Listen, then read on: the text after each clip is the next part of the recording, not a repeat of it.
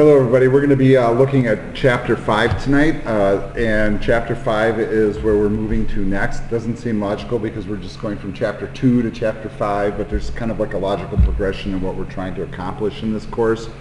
And so what we're going to be looking at right now is setting up basically what we call data models to represent what we call logical database design. We're going to be looking more at like the diagram and entity relationships and some of those concepts, which I think are pretty critical.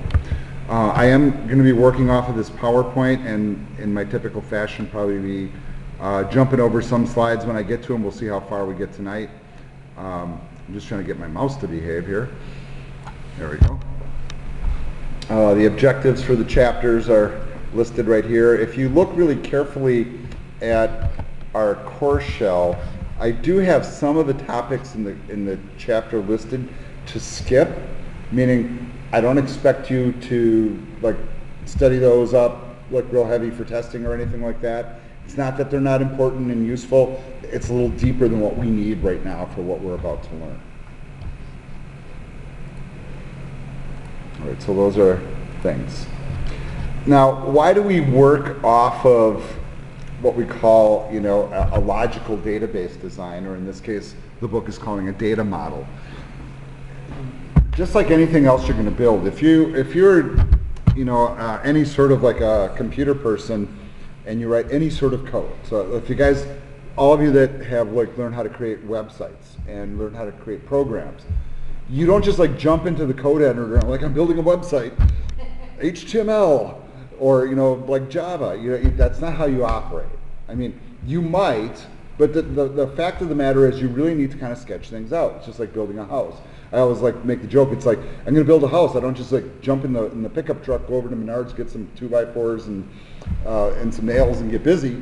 It takes a little bit of thought beforehand. So this is what this chapter is very much about. It's a little bit weird to kind of tread these waters because your brain might not normally organize information in this fashion. And that's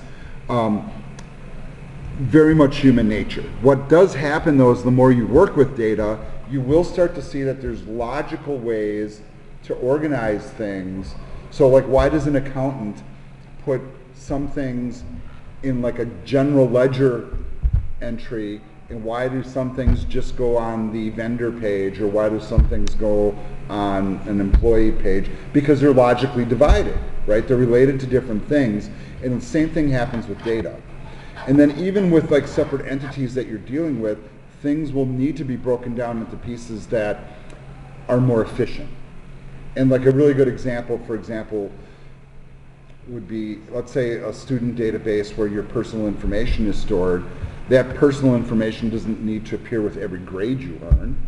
It makes no sense. So we separate those things out. It's not that that information isn't important.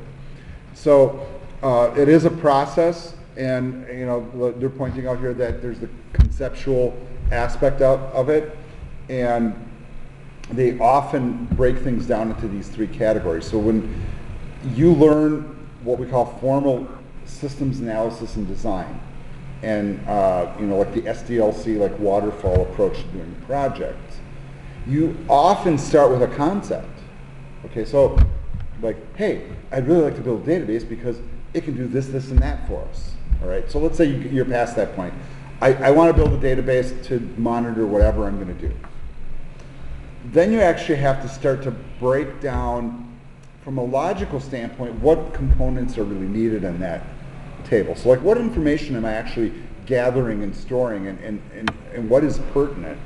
And then you get to the physical design, which is actually not physical, but for us virtual, building of the actual tables and the database and doing the work. So the aspect that we're focusing on here is going to be the logical design in this chapter predominantly.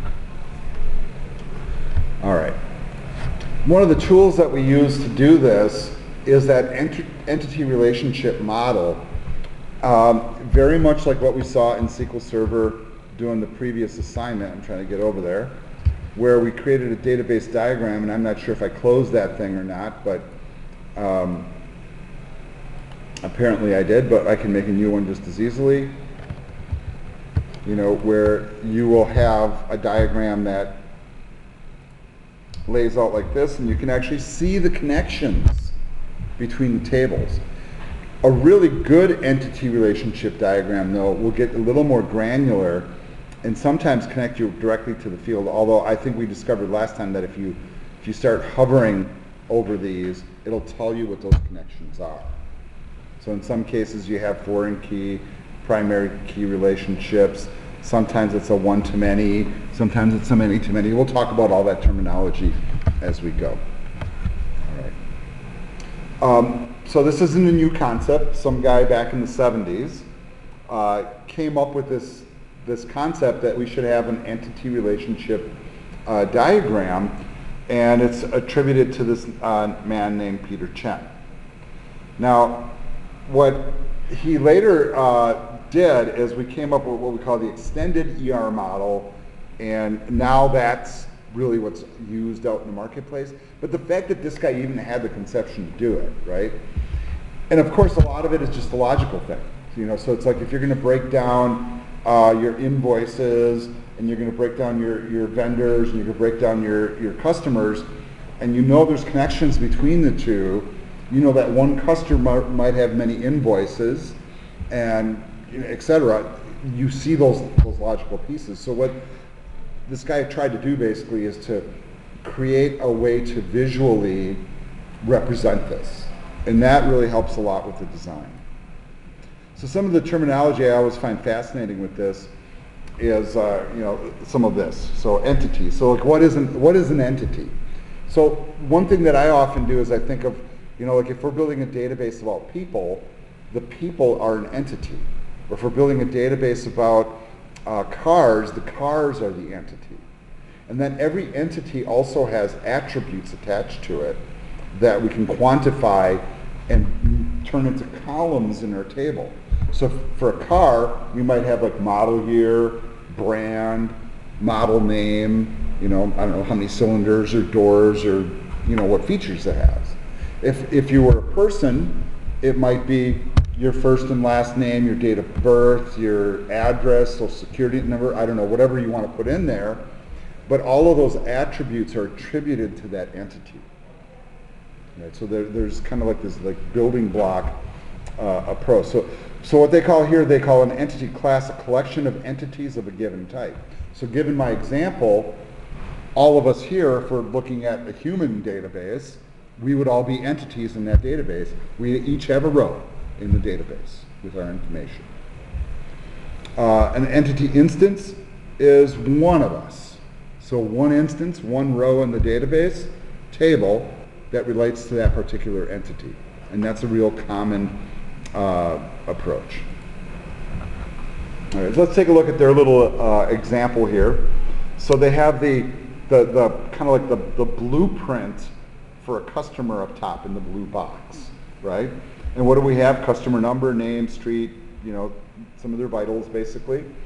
And then down below, we see what the actual details are that are attached.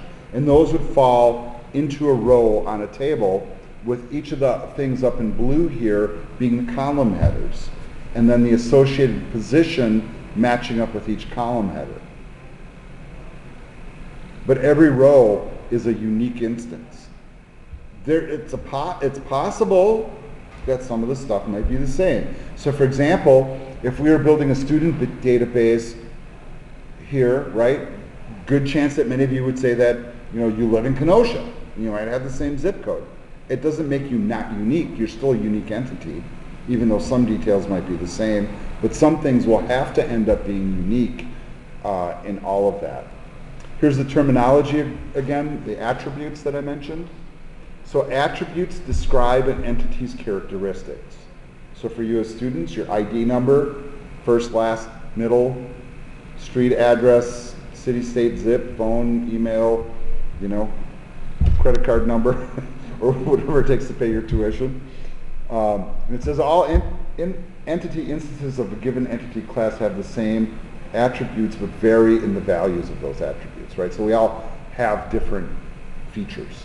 Some things might be the same, some Not. All right. And they talk, originally they were shown in data models as ellipsis. We kind of don't really do that much today. But here's another example of like different types of diagrams. So for example, think of it like this. Now, my brain tends not to think like the instance on the right. I tend to be a much more list-oriented person. But for some people, it's helpful to think of like, okay, well, if the employee is central here, what are all the things that belong to him? And you like branch out and show it that way.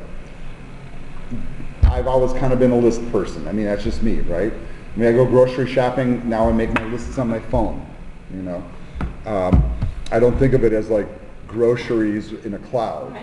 You know, I mean, that's me. Well, maybe I think of the fridge, you know, and then all of a sudden it's like, what goes in the freezer, what's on the top shelf? So then maybe I do, you know, so maybe you do think of it, it's like, is my cheese drawer full? You know, that type of thing when you go to the grocery store. So, but that's just a different way to think about the attributes in relation to like building this stuff up. All right. Then we also have these other things that we call identifiers. And I want you to be really careful here with some of the terminology that you're using, because we have identifiers and then we have composite identifiers. So, for example, I might use as an identifier for all of my students your ID number. You all have an ID number here at Gateway that is unique. Nobody can have the same ID number, right? So that way I know that if ID number, 1, 2, 3, 4, 5 is in my class, that's definitely Nancy, right? Now, why in school do they have to have ID numbers? Think about it. Is it possible that somebody might have the exact same name as you? Yes. Last name, first name, and middle initial? Sure, I've seen it happen, right? I have one of those names that doesn't fall into that category. I'm pretty darn unique. So if you Google, you'll probably find me. But often you'll find that people have such common names, like I think of like my mom's maiden name. In Greek it's Petropoulos, right? Here it's very unique. There's not a lot. But in Greece, there's like half the country is that, right? They're all related to each other or something. They are very creative with their names. But it's possible they have same first name, same last name, same middle initial, and guess what? Even the same birthday. I've seen that happen too. Yeah, that's highly unusual, but not entirely unlikely with so many people on the planet. All right. Composite identifiers actually take two attributes and stick them together to make an entity unique, and that's usually something that you do in strange situations. Now, the reason we give students ID numbers, right, if you think about this, is because that's a way to make sure that they don't have the same names, birth dates, whatever, right? But now I'm thinking of like a composite identifier, and that's a little trickier to point out. So let's think of it like this. Think of all the car manufacturers out there, right? You got Chevy and Ford and Nissan and Honda and all these companies. Is it possible that two of those companies might have a model with the same model name? Now, I can't think of any examples at all, okay? But let's just hypothetically say that, I don't know, Ford made, what's a Ford model? Focus, right? Right? Ford Focus, and Chevy decided to make a Chevy Focus, right? In order to then make those two models unique, we would never remember them by a model number, right? We'd have to have the combination of the two identifiers together to give it uniqueness. So we would say Ford Focus, Chevy Focus, if there was such a thing. And I bet you, if you really study it, there's probably models that are named the same from car companies that have now disappeared. I think I saw Colorado. It was Colorado? Yeah. Okay. It was made by Nissan and Chevy. That's kind of interesting. So there we go. Nissan Colorado and Chevy Colorado. Google it for me and see if that's actually a thing. All right. Now why that's important is whenever you're building data into a database, it is considered standard practice that every table has a unique identifier for every entity in the table. Like, same reason why you as students have unique ID numbers, so that we can uniquely identify you. If the information from the attributes of the entity have no uniqueness to them, then you must create artificially a unique identifier like your student ID numbers. So if you look at this example, if you look at the employee, right? Well, the employee number, right? So kind of like your student ID number would be the unique identifier. How do we know who's getting the right check, right? That's a big one when you're an employee. It's because we're paying this person with this ID because they did the work. If you want to break it down and you want to uniquely identify that employee, you can actually just look at that number and you know it's that employee. If we have no employee ID number, then all of a sudden we're in the situation where we could have people with the same name and the same birth dates and same middle initial, and a wife with the same name, born on the same date, and the same, that stuff happens. So I think it's kind of a interesting thing to look at. The next place that we're going to go is relationships. We are running out of time, so I'm just going to do a little preemptive here and talk about this.